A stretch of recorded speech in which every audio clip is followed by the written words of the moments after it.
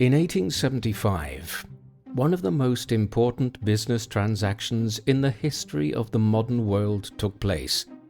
The European age of imperialism was just entering its most aggressive phase. Over the next 3 decades, Britain, France, Italy, Germany, Belgium, Portugal and Spain would swallow up virtually the entirety of Africa into colonies. Britain, of course, already had a great empire, the centerpiece of which was the British Raj, an immense territory covering modern-day India, Pakistan and Bangladesh. Yet, it faced an issue. After many decades of theorizing about how it might be done, French companies had finally succeeded in building a canal that ran through the western side of the Sinai Peninsula in Egypt and created a waterway between the Mediterranean Sea and the Red Sea. No longer would Europeans need to sail all the way around Africa and across the Indian Ocean to get to Asia. This was of especial importance for the British, as it would drastically reduce the length of time taken to send ships to and from British India. They wanted in on the Suez Canal. It would take money. And this was where the N.M. Rothschild and Son banking house in London stepped in. They gave Benjamin Disraeli's Conservative government a loan of £4 million, hundreds of millions of dollars in today's money, in order to purchase a very large stake in the Suez Canal Company. 7 years later, Britain would establish a protectorate over Egypt and secure its control over the Suez Canal region. The entire episode points towards the centrality of the Rothschild banking family in financing the European age of imperialism and conquest and the expansion of the British Empire, the influence of which spread much, much further. This is the story of the Rothschilds and the enormous banking and financial empire which they came to rule over. The Rothschilds would only begin to appear as one of the great banking and financial families of Europe towards the end of the 18th century. Their lineage, though, can be traced back considerably further, to at least the 16th century. The family were Jewish, and so they might well have ultimately come from somewhere like France or England, 2 kingdoms which had expelled their Jewish communities in the late 13th and early 14th centuries. The arrival of the Black Death or bubonic plague in Europe in 1346 and the horrors it had visited on the continent, with 1 in 3 people dying in many places over the next decade, had been blamed on the continent's Jewish people in many places, with paranoid claims of wells being poisoned by local Jews and the like emerging. This, combined with the earlier expulsions, had seen many European Jews travelling eastwards to places like Germany and Poland. It is unclear if the Rothschilds were one such migrant family, as the family surname does not give a clear idea of their provenance. It derives instead from the term zum roten Schild, which transliterates as at the red shield. This could mean that they lived near or operated an inn that bore a red shield on its frontage. The family's coat of arms for centuries, as they became successful bankers, bore a red shield too. Evidently, they were involved in loaning out money in Western Germany by the late 17th century. This was one of the few sectors of the economy Jewish families could prosper in, as usury, the practice of loaning out money at high rates of interest, was forbidden for centuries under Christian law. Incidentally, the Jewish decision to resort to usury as a means of making money would feed into a lot of modern anti-Semitic tropes in Europe. While the Rothschilds were clearly involved in money lending in the city of Frankfurt by the 18th century, the individual who really started the family's ascent to wealth and power was Mayer Amschel Rothschild. To get a sense of how his success came about, we need to look at exactly where capitalism had developed to and what the economy and financial world of Europe was like in the 18th century. Capitalism per se is a relatively modern phenomenon. but the idea that one makes a profit from an enterprise and then reinvests the profits or accumulated capital into another initiative, which in turn creates more money, is as old as time. The oldest writing system in the world, cuneiform, was basically developed in Mesopotamia in the 4th millennium BC as a means of recording on clay tablets who owed whom, for bushels of grain, jars of wine, and the like. Commerce has always been the lifeblood of civilization, but this had become more sophisticated over time. Coins had been produced by the Greeks and Romans, and by the time we get to late medieval Italy, there were banking houses who extended letters of credit to people in other cities, verified by wax seals that proved the authenticity of their bills and letters of exchange. It was then that capitalism emerged in the 16th and 17th centuries. It did so in a very small regional area, basically a triangular trade between London, Antwerp, and Amsterdam, centered on the cloth trade. Bourses, the Low Countries' name for what we would call a stock exchange, emerged first in the cities of Bruges and Antwerp. London and Amsterdam followed the pattern in the second half of the 16th century. Around the same time, merchants in these cities began forming what are known as joint stock companies, whereby individuals would invest in trading expeditions. Finally, the Dutch East India Company and the English India Company, what would be called the world's first corporations, were set up in London and Amsterdam in 1600 and 1602. Here were all the instruments of capitalism emerging: banks, stock exchanges, corporations, and the ability to invest speculatively in companies. While all of this signaled the beginning of capitalism to an extent, Europe did not become a capitalist continent overnight. Throughout the 17th and most of the 18th centuries, the prevailing economic orthodoxy across the continent was the concept of mercantilism. This held that there was a finite amount of world trade. The overall amount of it could not be grown, and therefore each nation had to compete with others to acquire a larger slice of the pie. So, for instance, the most profitable trade in the world at the time was importing spices like pepper, nutmeg, and cinnamon from the East Indies to Europe. Powers like England, the Dutch Republic, and the Portuguese believed that they had to muscle their opponents out of these markets, and so their ships ranged around the waters of the East Indies, attacking each other. It really occurred to them that they could all prosper if they convinced enough native rulers in what is now Indonesia to trade with all of them. By the mid-18th century, just as the Rothschilds began to emerge onto the European banking scene, this orthodoxy was changing. Adam Smith had published his The Wealth of Nations in 1776, outlining the basics of modern capitalist theory, and countries and people were becoming more and more aware that European wealth could be increased exponentially, not by fighting with one another, but by developing new markets and increasing the overall production of commodities. All of this required capital and investment, provided by bankers and financiers. The Rothschilds would soon become the most successful bankers of this new age of capital. As noted, the real founder of the Rothschild banking empire was Mayer Amschel Rothschild. He was born in the city of Frankfurt on the 23rd of February 1744.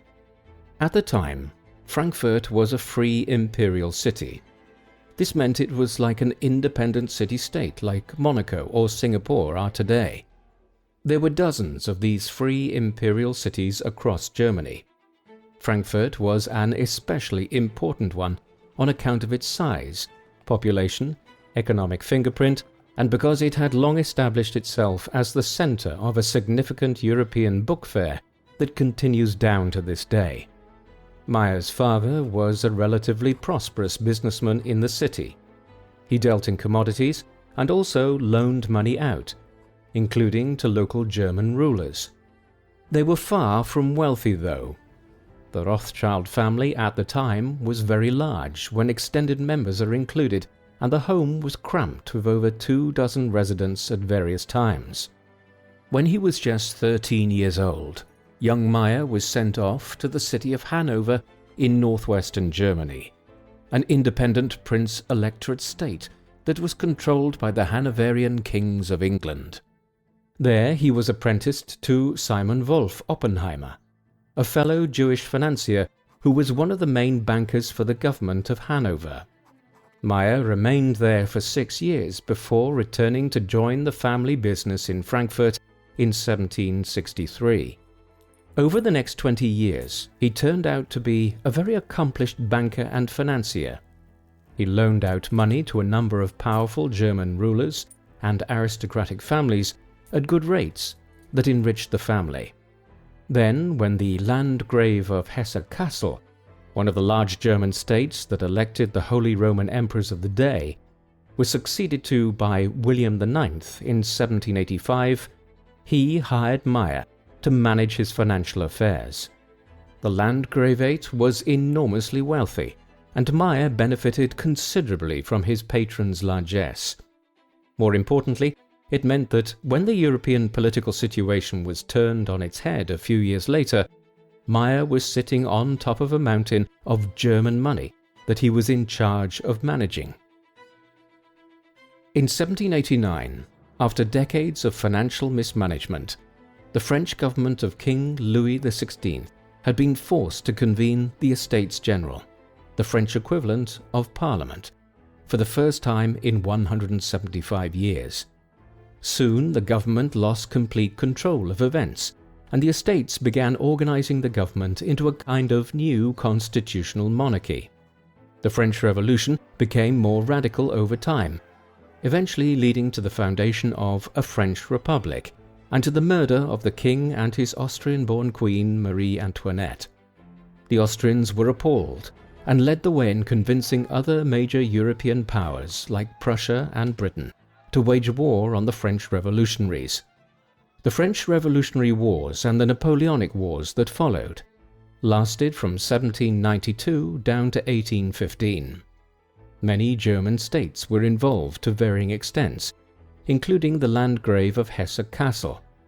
As the manager of his patron's money, Mayer was able to loan out the extensive wealth that William IX held at advantageous rates to the belligerent powers, notably the governments of Austria and Prussia. Later, Napoleon Bonaparte became Emperor of the French and conquered most of the continent, Germany included. Even this presented an opportunity for Rothschild and his family. As Napoleon attempted to impose a continental trade embargo on his bitterest enemy, Britain, one known as the Continental System, Mayer became a tradesman who facilitated illegal smuggling of goods in and out of the continent using his wealth and connections. By the time the Napoleonic Wars ended, Mayer had been able to amass a fortune based on his various methods of exploiting the wartime crisis. Germany would remain the core branch of the Rothschild banking operations throughout most of Mayer's life and for a few years thereafter.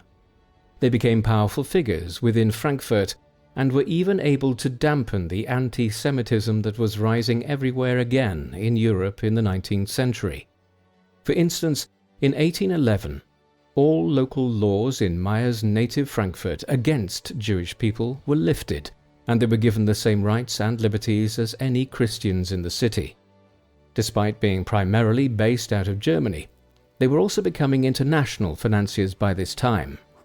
While Napoleon's continental system had been unenforceable and the British had eventually won the wars against France, it had lost hundreds of billions of dollars in today's money to do so, maintaining large fleets at sea, fighting a bitter war over half a decade in Portugal and Spain, launching failed expeditions to the Low Countries, and much more besides. All of this needed money, which even rich British banks and merchant companies like the English East India Company were not always willing to provide. The Rothschilds had stepped in. This occurred most notably at the end of the Napoleonic Wars. Napoleon made the disastrous decision to invade Russia in the summer of 1812. At first, he won spectacular successes and had captured Moscow by the mid-autumn, but the Russians refused to engage him in combat or surrender. The Russian winter set in, and Napoleon fled back towards Poland and Lithuania, his army devastated in the process.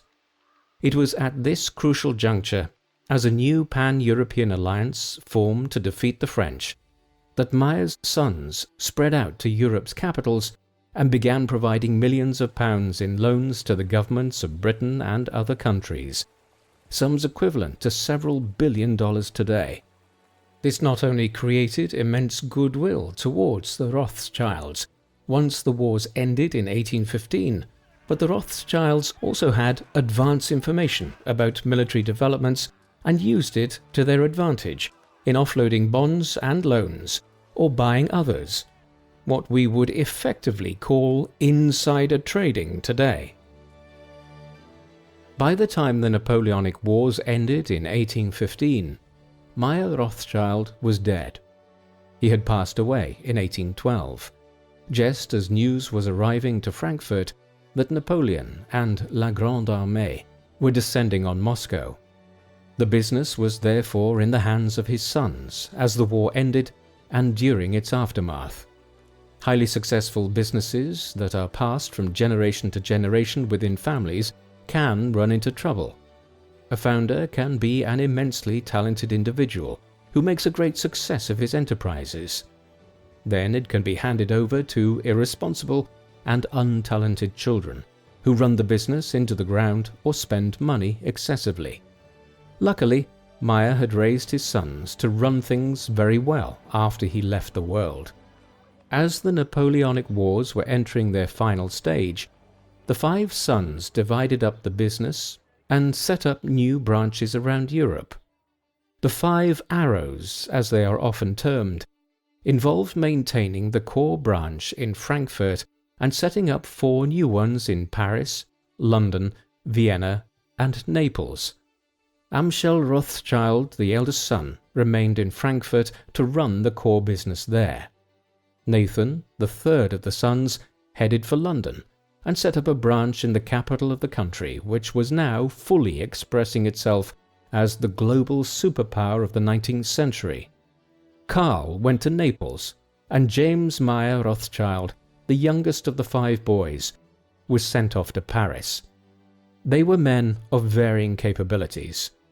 What they benefited hugely from initially was manipulation of the bond market, buying up government debt at cheap prices in the aftermath of the Napoleonic Wars, and then selling it off for considerable profits as the post-war reconstruction turned into a period of renewed prosperity in the 1820s. While each of the branches of the Rothschild banking family would meet with their own levels of success, it was the new branches in Paris and London that would transform the Rothschilds from successful bankers into one of the pillars of the world of international finance in the 19th century. Take the French branch, for example. Jacob or James Mayer, the youngest of the sons of Mayer Amschel, was sent to Paris when he was just 20 years old to oversee the family's affairs there. This alone gives an indication of the opportunism of the family. The Rothschilds had been bankrolling Britain for years in its wars against the French, and at the very same time they were helping finance Napoleon's audacious efforts to defeat the Russian Empire and claim further lands in Eastern Europe. From Paris, he supported the restoration of the Bourbon monarchy after Napoleon's downfall and set up Banque de Rothschilds Frères, the Bank of the Rothschilds Brothers, in 1817. It oversaw a lot of the family's financial activities and lending in Western Europe. In the aftermath of the Napoleonic Wars, the new French government was determined to begin industrializing. It perceived that Britain, a small island nation, had been able to defeat Napoleon's grand continental empire because of the strength of its industry and navy. Therefore, the 1820s saw a rapid expansion of industrialization in France, particularly in northern cities like Lille. James Rothschild's Parisian banking house provided a lot of the seed capital for these efforts. Similarly, when the Flemish and Walloon people of the southern Low Countries revolted against Dutch rule in 1830 and successfully established the independent nation of Belgium, the French Rothschild banking branch stepped in to become the chief financier to Belgium's first post-independence king, Leopold I. The entire effort points towards their role as monopolists as well. By entering the Belgian market aggressively and buying up Belgian bonds, the Rothschilds acquired an outsized role in Belgium's economy, which they held for decades thereafter, as this became a major hub of the Industrial Revolution on the continent. The London branch was even more important. Britain had already begun to establish itself as the foremost global power in the 18th century. The English East India Company had conquered India, and the first penal colonies had been founded in Australia in the late 1780s. All of that was eclipsed by what happened in the 19th century. Singapore was established in 1819. Hong Kong was taken from the Chinese in the early 1840s. New Zealand was settled at the same time. The Cape Colony had been taken from the Dutch during the Napoleonic Wars, and by the 1880s, a chain of colonies from Egypt to South Africa was being created. This made the British government wealthy. But even in the 19th century, governments were only ever able to achieve as much as those who loaned money to them would allow. Nathan Rothschild was in London as early as 1804, financing the Napoleonic War effort there, even as his brothers provided money to Britain's enemies. There he bought up government bonds, loaned out money and financed British debt in a way which would have been damaging for the Rothschilds if the British had not ultimately defeated the French. When the British won, the bonds and other financial instruments the London branch of the Rothschilds held skyrocketed in value. On top of all that, Nathan had couriers who conveyed news of the joint Anglo-Prussian victory at the Battle of Waterloo over Napoleon on the 18th of June 1815, faster to him than to many British politicians. Nathan's stock market activity in London in the hours that followed, understandably, opened the family up to criticism of enormous fraud and market manipulation. This was just the beginning of the manner in which the Rothschilds expanded their affairs in England. For one, they began buying up huge amounts of gold at a time when the gold standard was still well and truly in operation, this being the idea that banknotes and lines of credit should only be extended by national banks, relative to the amount of tangible wealth a country had, in the form of gold and other commodities. Nathan Rothschild was the great figure in the development of the British branch. In the mid-1820s, he was rich enough that he made sizable loans to the government as it faced a short-term liquidity crisis. Years later, he was also involved in managing the abolition of slavery throughout the British Empire. The ban on slavery was only achieved by placating the wealthy and powerful plantation owners of the British colonies in the Caribbean and assuring them that they would be compensated by the government in return for freeing the hundreds of thousands of slaves found across their plantations in the Caribbean. Nathan loaned the government a chunk of the money, which allowed them to bring about the end of slavery in 1833. By the time he died, he probably accounted for around 1 out of every £160 in the British economy, and his sons continued this success in Britain. As we saw at the commencement, it was the Rothschilds who loaned the money to Disraeli's government, which allowed Britain to acquire a large stake in the Suez Canal. In the interim, the Rothschilds had played a role in the railway boom of the 1830s and 1840s that connected much of Britain with trains. while by the 1850s, the government was not just borrowing money from the Rothschilds, but employing their technical expertise in the management of the royal mint. Soon, members of the British Rothschilds were sitting in Parliament, and no British racehorse meeting was complete without a champion horse from one of the Rothschild studs. Things developed in much the same way on the continent, and before very long, all the branches of the family were acquiring noble titles. In 1822, Emperor Francis I of Austria, in recognition of the role the Rothschilds had played in financing the wars against the French and the post-war reconstruction of Europe, decided to award the title of Freiherr to each of Mayer Amschel's 5 sons: Amschel, Solomon, Nathan, Karl, and James. There was a certain irony to this, given the manner in which the family had helped finance Napoleon's military campaigns as well. The title of Freiherr essentially made all 5 brothers baronets in the German aristocracy. It was a peculiar arrangement in many respects, as the brothers did not hail from the Austrian lands, and the Holy Roman Empire that the Austrian Habsburgs had been emperors of for centuries had ceased to exist during the Napoleonic Wars. Later, members of the family were granted honorary Austrian citizenship, while honors were accumulated in other countries too. For instance, members of the French branch of the family were granted the Legion of Honor. It was in Britain, though, where the Rothschilds acquired their most significant titles. Anthony Rothschild was made a baronet here in 1847, a lower rank of the aristocracy. It was not until 1885 that a full baronial title was granted, when Nathan Rothschild became the first Baron Rothschild. As these titles were awarded in different countries, the family names changed ever so slightly. Where previously they had simply been the Rothschilds, different branches began using noble particles before their surname, depending on the country. Thus, some German Rothschilds became von Rothschild or de Rothschild in France, all indicating aristocratic bearing. Not every venture went well for the Rothschilds.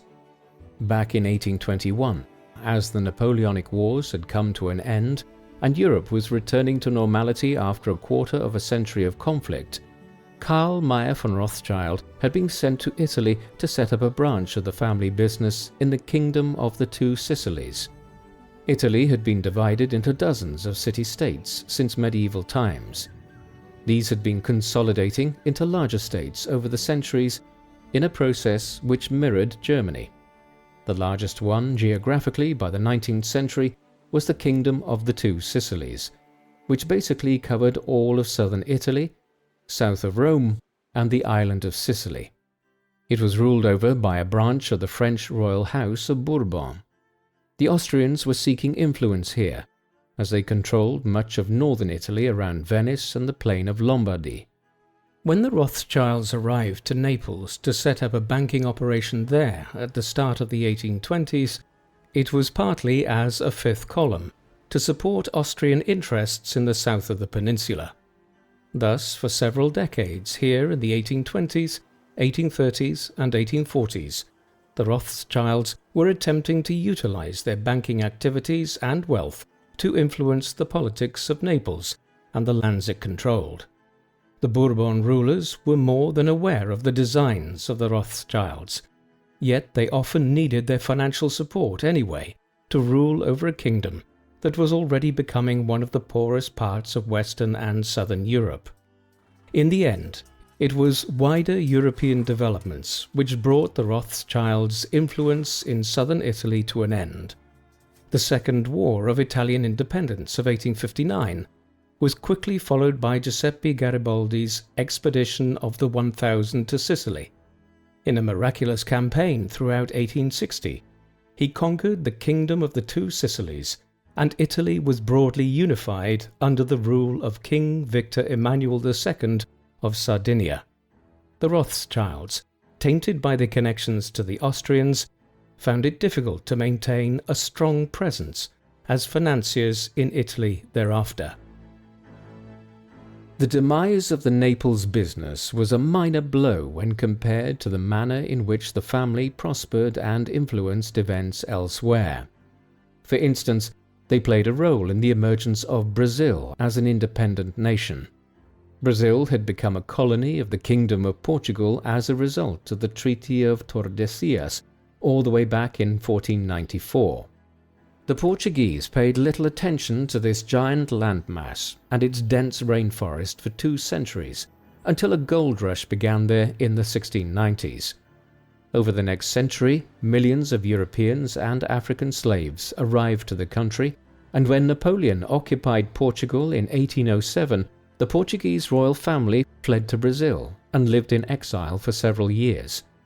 The Napoleonic Wars had seen independence movements emerge all across Spain's colonial empire, and countries like Chile, Mexico, Argentina, and Peru gained their independence.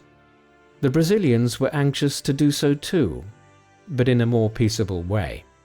The country became independent in 1822. However, as the split with Portugal was acrimonious in many ways, it left the Brazilian government in a precarious financial situation. Nathan Rothschild stepped in with a sizable loan, one which helped to balance Brazil's books and also permitted the new Brazilian state to pay a large amount of compensation to Portugal for the loss of their colony. Portugal acknowledged Brazil's independence and war was avoided.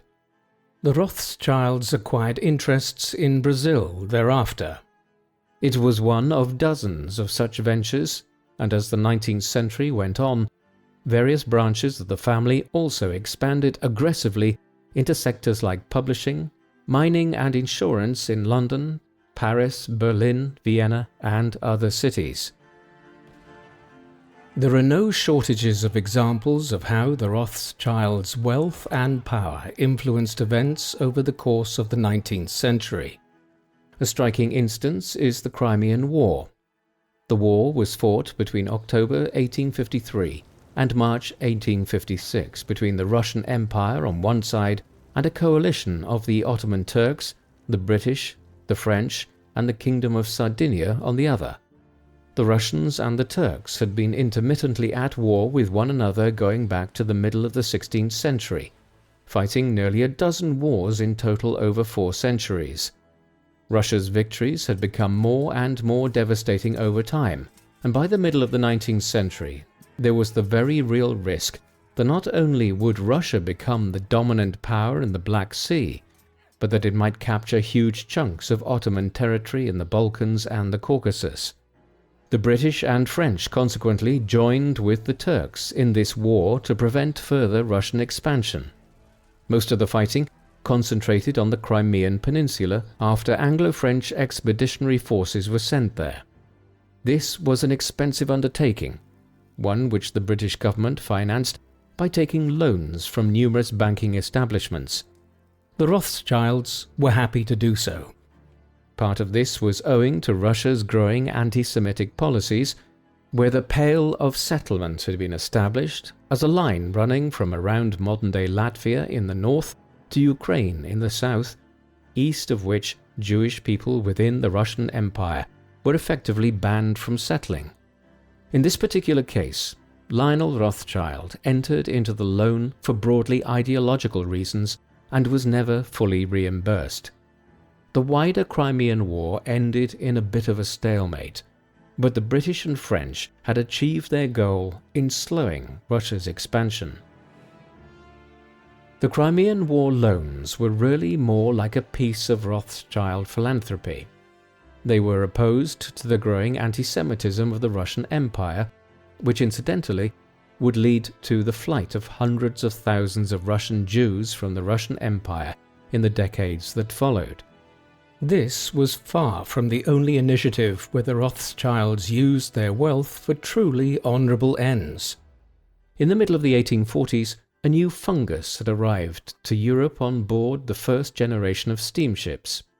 Previously, it could not survive the Atlantic Passage, but with the trip now only taking 8 or 9 days, the fungus arrived to Europe and began devastating the continent's potato crops. This had truly appalling impacts in some places like Poland and Ireland that had become overly reliant on potatoes as a cheap staple crop. The Great Famine, as it became known in Ireland, claimed well over 1 million lives and led to a wave of migration out of the country.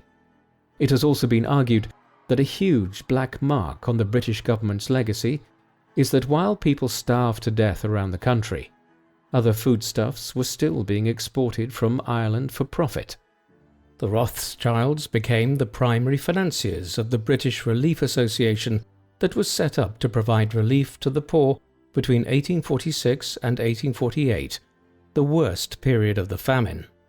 When the potato blight hit Scotland, it worsened the economic situation that was already underway there because of the Highland clearances.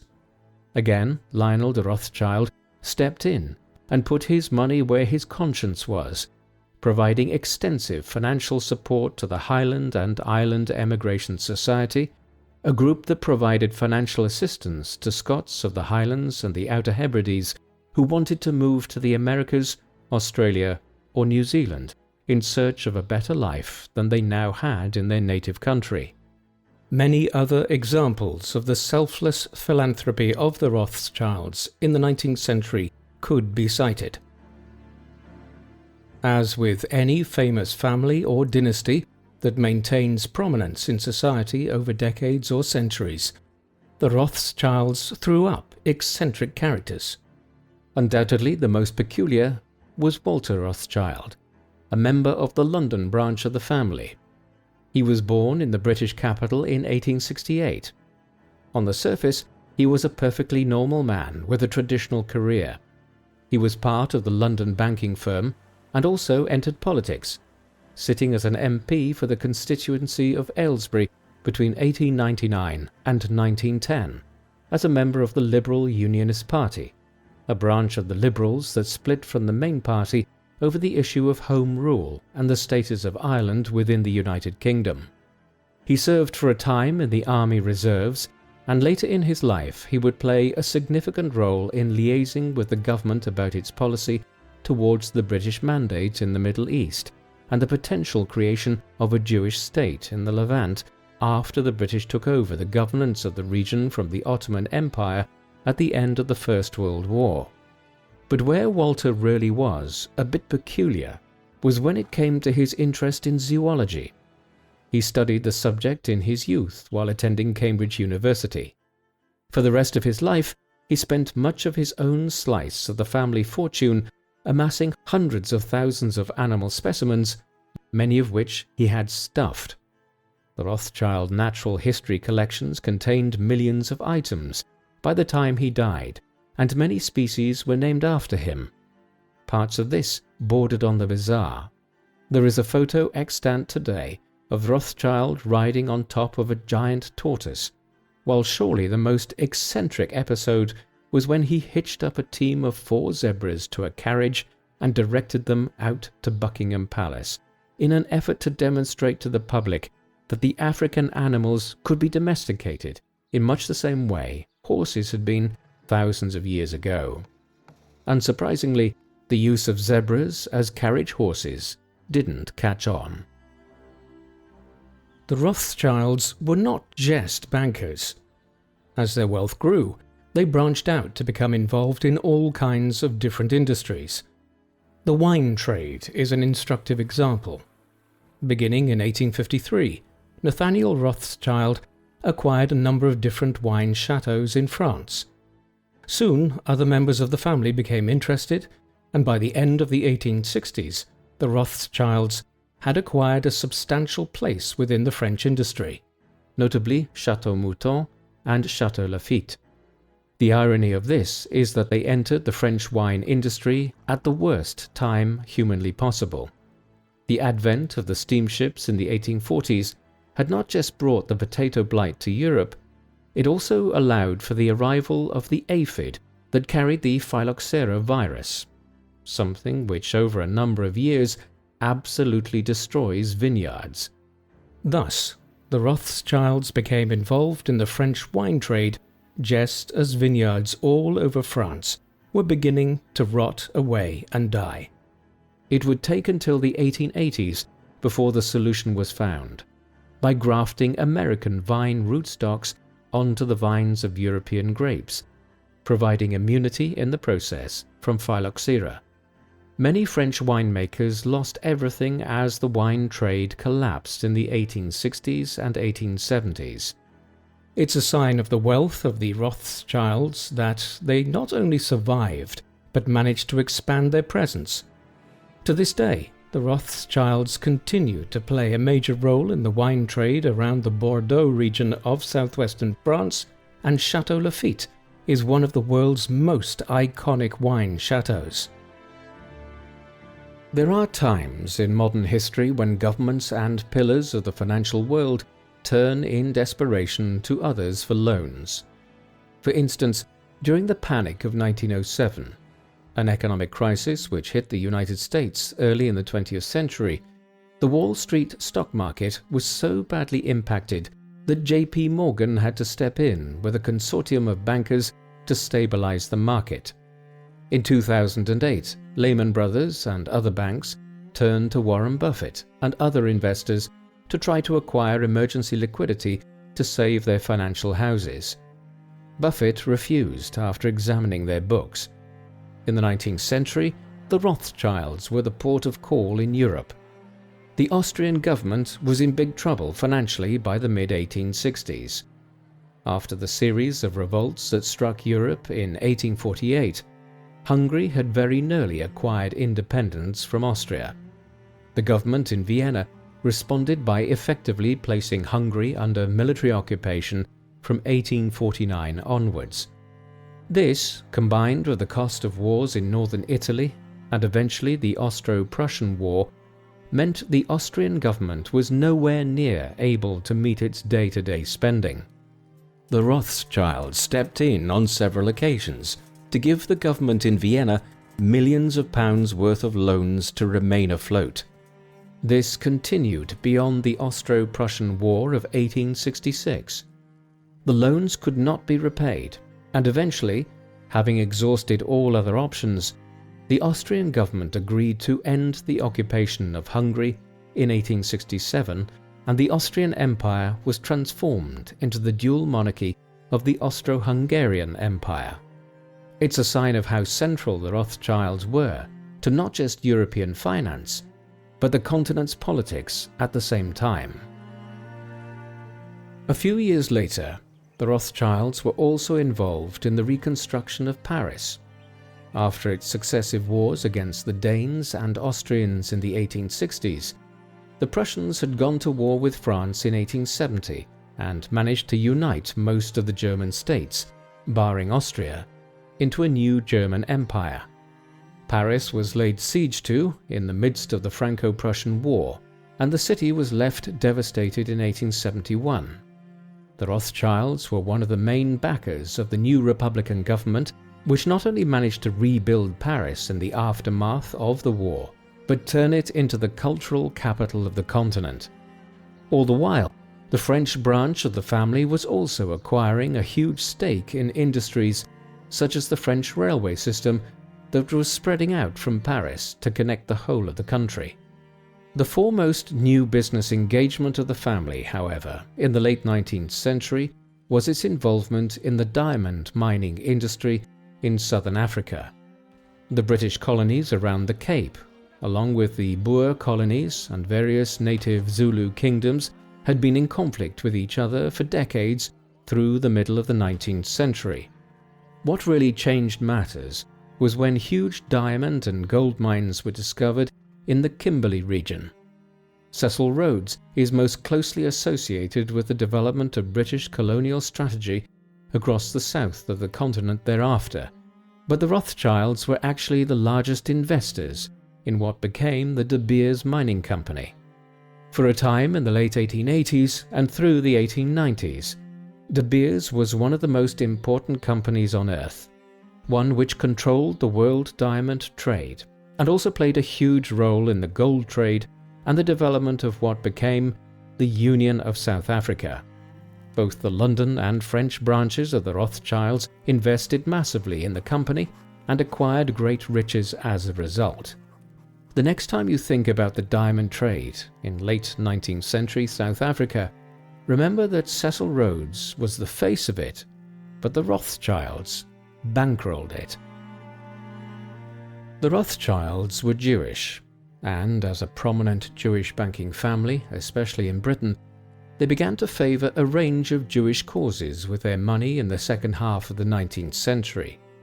There was a major resurgence of anti-Semitism in Europe around this time, fueled in part by the growing scientific racism of the age, which tried to argue that Caucasian Europeans of Germanic and Nordic heritage were inherently superior to other races.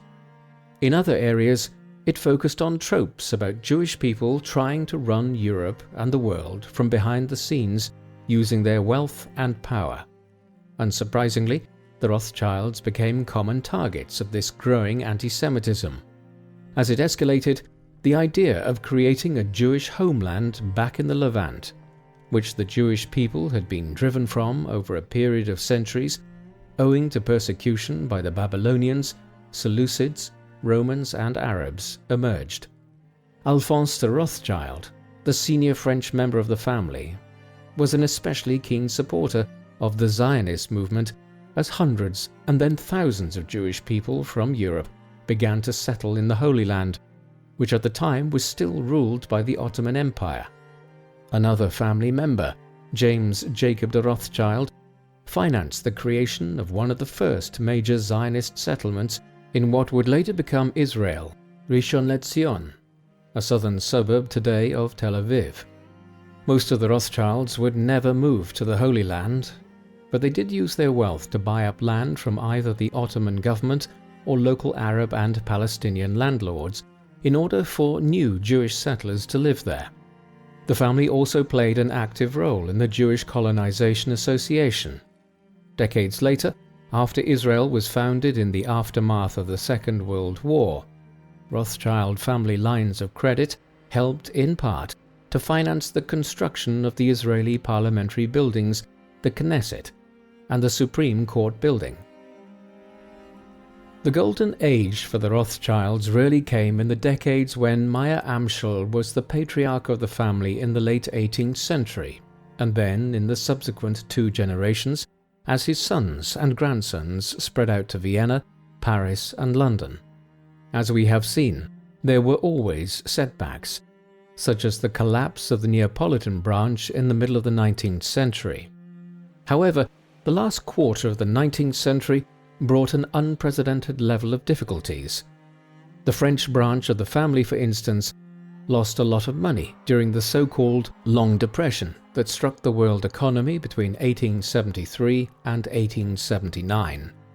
Added to this, they had attempted to invest heavily in the emerging petroleum industry as oil began to replace both coal and whale oil for a wide range of industrial processes. Alphonse Rothschild started the Caspian and Black Sea Oil Company and was very successful at first. Thereafter, it ran into steep competition from John D. Rockefeller's Standard Oil. Elements of the bank in France also suffered reverses as stock market crashes occurred in the 1880s.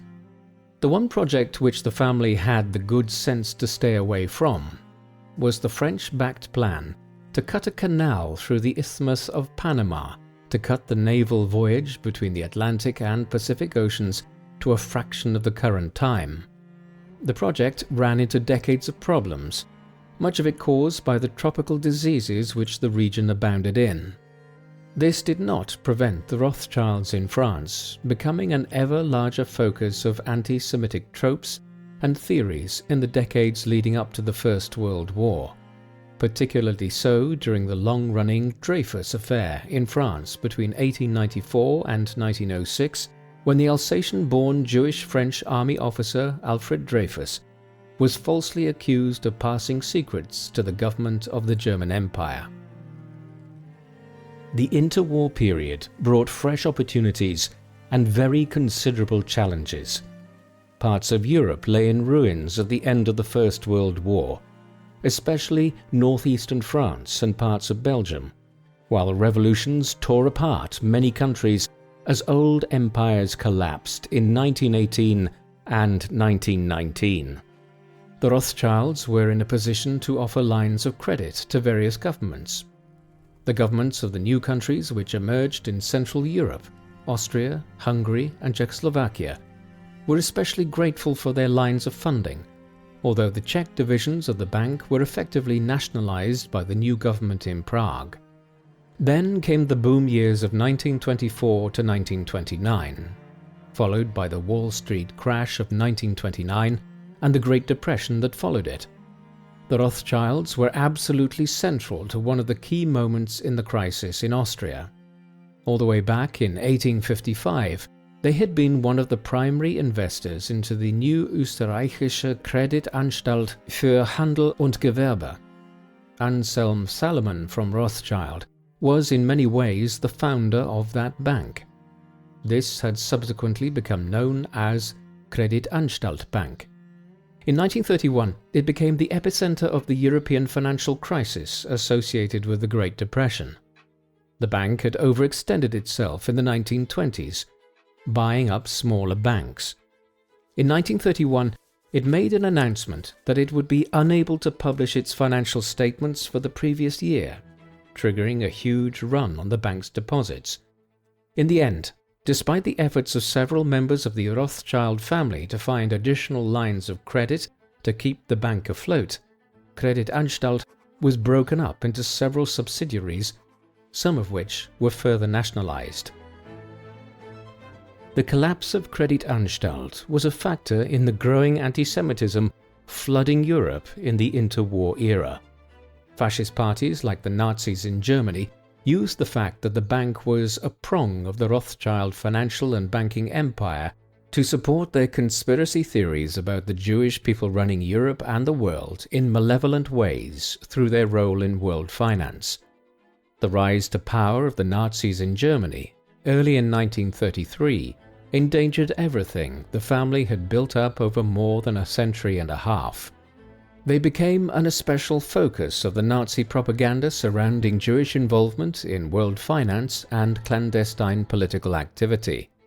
This was exemplified in the release in 1940 of Die Rothschilds, a German feature film that reimagined an earlier American-produced film on the family, though one which presented them in a much more negative light. The family suffered during the war. Many members already lived in London and were relatively safe there. But as the Germans expanded to take over most of the continent from March 1938 onwards, their business and banks were taken under state ownership. One member of the family, Louis Nathaniel de Rothschild, the head of the operations of Vienna, was arrested after the German annexation of Austria in March 1938. He was kept under house arrest for months, though he survived the war, and most members of the Austrian branch of the dynasty had absconded over the border into Switzerland in advance of the Nazi occupation. The Austrian Rothschilds had their wealth, property and possessions seized by the government. As late as the end of the 1990s, the family was still trying to reacquire a series of valuable paintings which had formed part of Louis Nathaniel's art collection before he was arrested. The Rothschilds rebuilt after the war. They were no longer quite the banking powerhouse that they had been, in part because the new Western world order after the Second World War was dominated by the United States, whereas the family's main businesses had been in Western and Central Europe. There would be other issues. In 1981, the socialist government of François Mitterrand in France decided to nationalize Rothschild's Frères, one of the major French branches of the family businesses. This was offset to some extent by a decision to amalgamate some of the French and British businesses in the aftermath of the war. Ultimately, the Rothschilds became more diversified.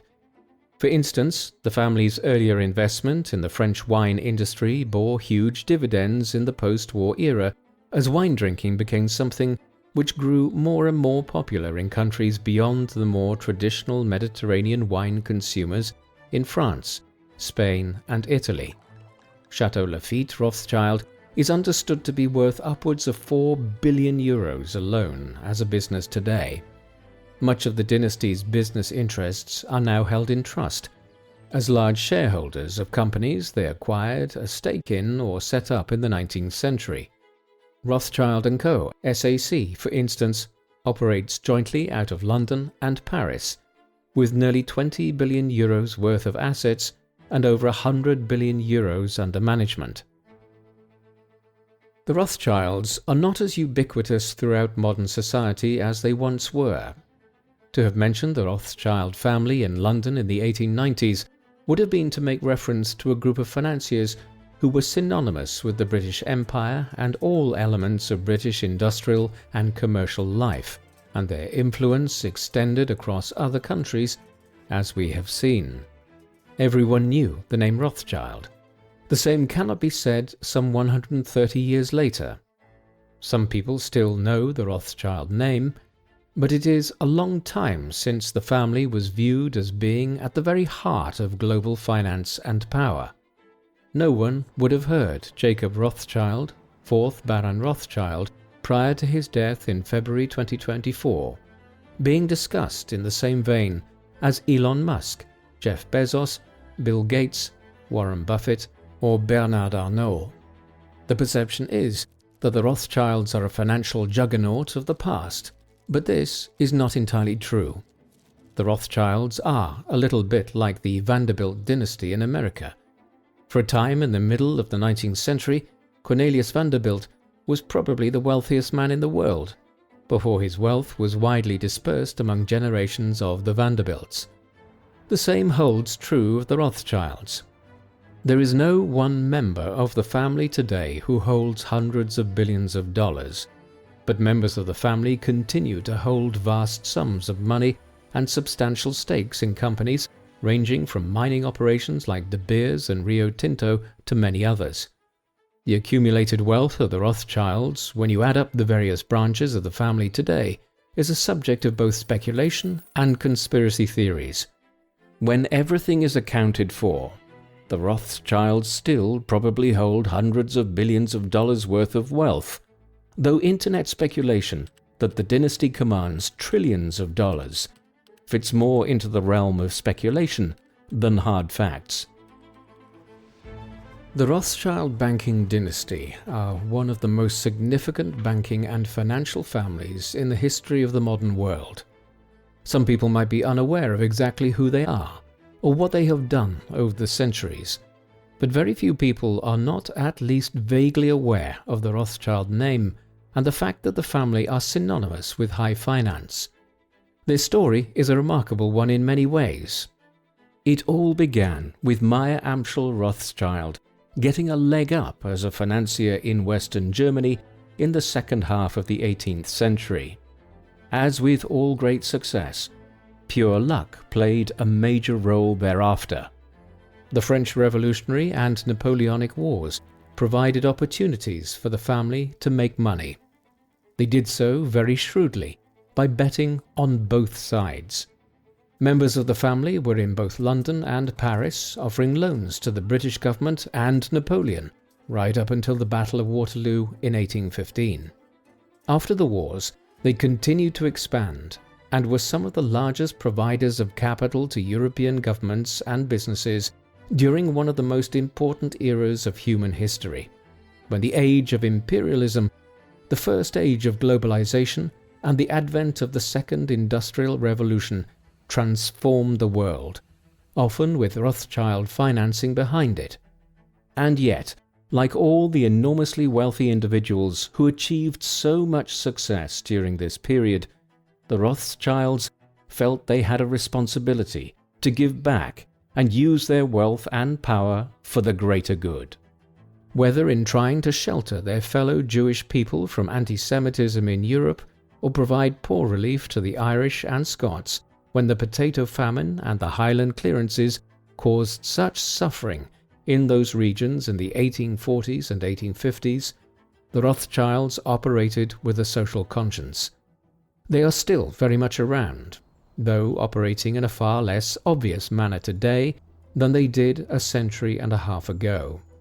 When one looks to understand the expansion of the world in the second half of the 19th century and the advent of global industry, banking and trade, they are in many ways looking at the story of the Rothschilds, a banking and financial dynasty that shaped the modern world to a huge extent. What do you think of the Rothschild family? Were they one of the most dynamic and successful family of bankers in the world, or were they very lucky in terms of the manner in which their immense wealth was initially built up because of the Napoleonic Wars? Please let us know in the comment section.